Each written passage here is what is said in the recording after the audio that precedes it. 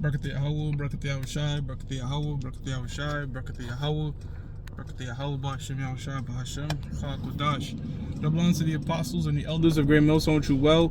Salutations to the hopeful elect out there, you Akim to Zadakim, that do this thing in the utmost truth and sincerity. I'm the priest Shaman. This week's topic is going to be entitled, What are you waiting for? What are you waiting for? What inspired this lesson?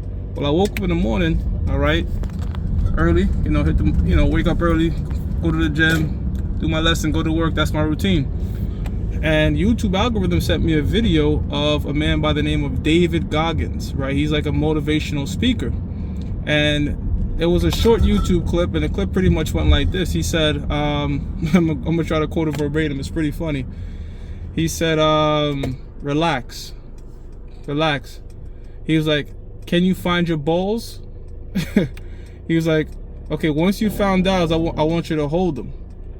Then I want you to find you a pair of shoes. If you have a pair of shoes, that means you could walk, you could run.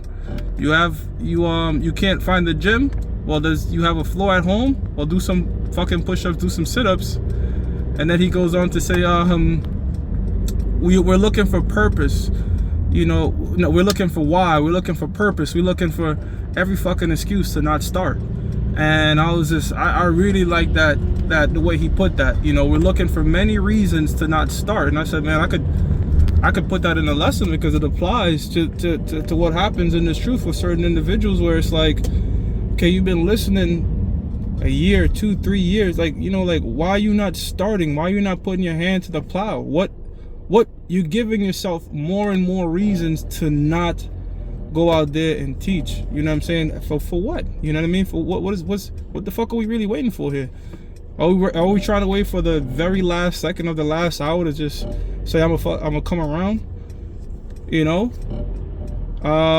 Instead of looking for reasons to not start and teach, all right, look for reasons to teach. I mean, is there a camp in my city? Yes, there is. Can I reach out?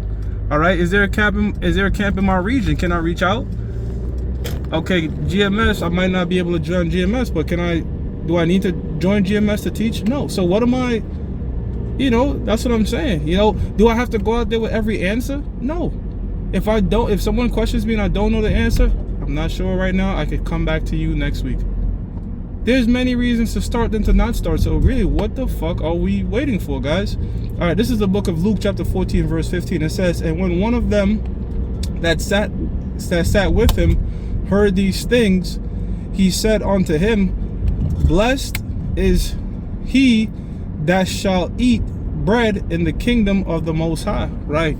So in the kingdom of the Heavenly Father, man, we all gonna be happy. All right, we all gonna be happy. That stupid comment I did a lesson on last lesson about this woman talking about how a woman gonna be happy in the kingdom if we gotta share. That's just an asinine statement to say any Israelite won't be happy in the kingdom. It's just stupid. Anyways, 16 says, then said he unto him, a certain man made a great supper and bade many. Right? Okay, so he did a big banquet, told a lot of people come to this particular banquet. This is Yahushua speaking, by the way, it's in red. It says, and sent his servant at supper time to say to them that were bidden, come, for all things are now ready. Right? So the supper is ready. Come on, let's go. And they all with one consent began to make excuse. The first said unto him, I have bought a piece of ground, and I must needs go and see it. I pray thee, have me excused. And another said, I have bought 5 yoke of oxen, and I go to prove them. I pray thee, have me excused. So the Lord is pretty much saying the kingdom is at hand. The kingdom is ready. This truth right here is prepared for us. Bid people to it. Nah, this and nah, that, and I'm just listening and the list goes on. Okay, you have ears, but do you have arms, limbs, and can you stand for 2 to 3 hours? Sometimes it just amazes me, because we'll go out our way for corporate America. But for Yahweh Ba'Shem Yahushua, we're quick to make excuses, and that's not right. It says, and another said, I have bought 5 yoke of oxen, and I go to prove them. I pray thee have me be excused. And another said, I have married a wife, and therefore I cannot come. And that's another thing that yanks some people out the truth, is a woman. It says, or even deter them from teaching, right? It says, so that servant came and showed his lord these things, then the master of the house, being angry, said to his servant, go out quickly into the streets and lanes of the city, and bring in hither the poor and the maimed and the halt and the blind, right? People that need healing, okay? And that's what we all need, spiritual healing, okay? And this truth is what really heals you. I'm reading on now. And the servant said, Lord, it is done as thou hast commanded, and yet there is room. So he brought people, and there is still more room for the supper, okay? Meaning, even as you can't use the camps of growing and say, okay, well, they've got enough people. You got to work out your own salvation, man. You got to work out your own salvation, okay? You got to work out your own salvation. Said Apostle Elder Tahar told us something off camera. He said, you got a picture. You're the only person with this truth. What would you do with it? That's how I think now. I'm the only person with this truth. What am I gonna do with it? Am I gonna sit at home? Am I gonna be fucking lazy and not do my nah, man. I'm gonna pray to Yahweh Ba'Shem Yahushua to put a fervent spirit on me to push this thing out continuously, Lord willing. Okay?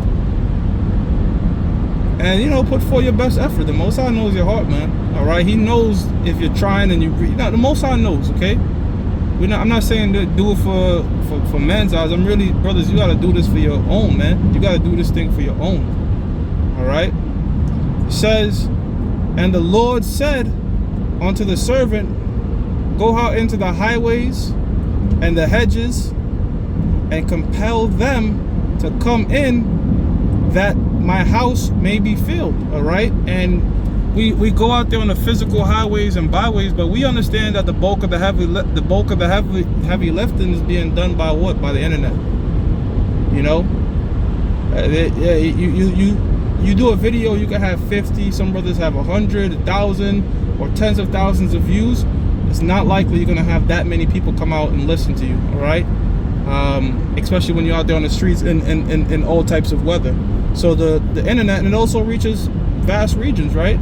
We go out and teach in New York, but we could reach people in other parts of the world. So a bulk of the heavy lifting is done by the internet, but we still go out there in the highways and byways because that's what we're commanded to do. Okay, and that's what a lot of people fear. You know, I know. You know, look. That was something that was something a demon I had to battle when I first came in. Was I was working, and where I was working,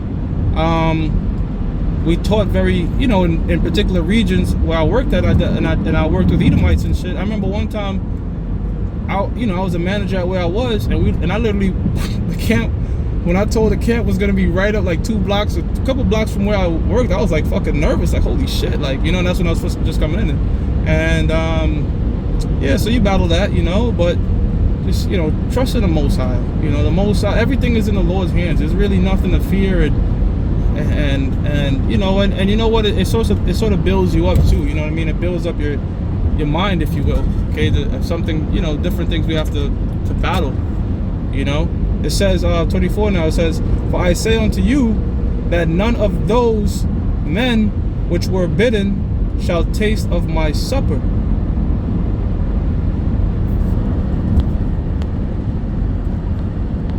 Yeah, you know what I'm saying? It says, and there went a great multitude with him. He turned and said unto them, if any man come to me, and okay, so but yeah, that's pretty much it, man. You gotta do the part, all right. If you want to partake in this kingdom, okay, of Yahweh Ba'Shem Yahushua, ultimately comes down to election, not per se works, but the two work in tandem. Faith and works work in tandem. If you truly believe, you will do your best to put in the work. Okay, so the two work in tandem. There's a book of Matthew 9:37. It says, "Then saith he unto his disciples, the harvest truly is plenteous, but the laborers are few." So the harvest is plenteous, but there's the laborers are few, meaning there's not many men that per se that hear the word. There's not many doers as hearers. In other words, all right, you have a bunch of people that's hearing and call themselves Israelites, but not many men are really putting their hand to the plow, or they're lollygagging. They're waiting on God knows what, on the Lord knows what. I mean, you know, again, there's gonna be 1,000,001 reasons why they shouldn't start. You know, they're gonna look for they need every fucking purpose. They're looking for something to not start, not to put forth some sort of effort. Like, you know, what separates us from you is what I'm thinking. Like, what separates the men that are teaching now from you?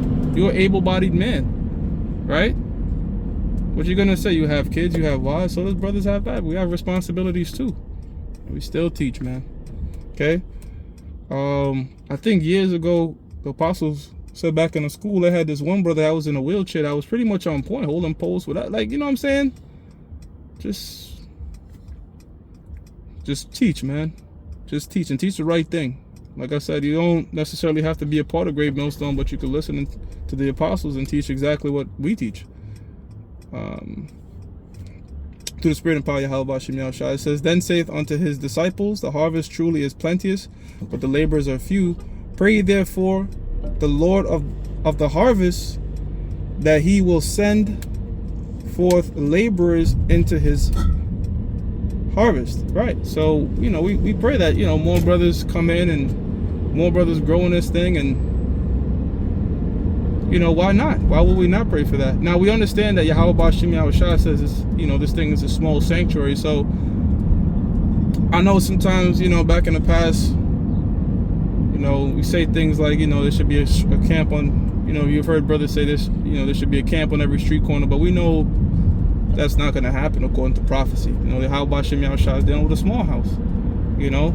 So it's not necessarily a numbers game, like, you know, the more people the better. That doesn't necessarily mean you're right with the Lord, okay? The Most High is really looking for quality than quantity. What I'm saying is, if you have the knowledge, and you know enough, I don't see what's the point on waiting to go out and teach. You know, just go out and teach and trust in the Lord. Of course, you know, reach out to those who you can reach out to, and just really have more faith in the Most High Yahweh Ba'Shem Yahushua, that He will protect you out there. All right, so with that, I'm gonna give all praises to Yahweh Ba'Shem Yahushua, Ba'Hashem Rachah Kodash, that belongs to the apostles and the elders of Great Millstone True Well. Salutations to the hopeful elect out there, you Akim to Sadakim, that do this thing in the utmost truth and sincerity. Shalom.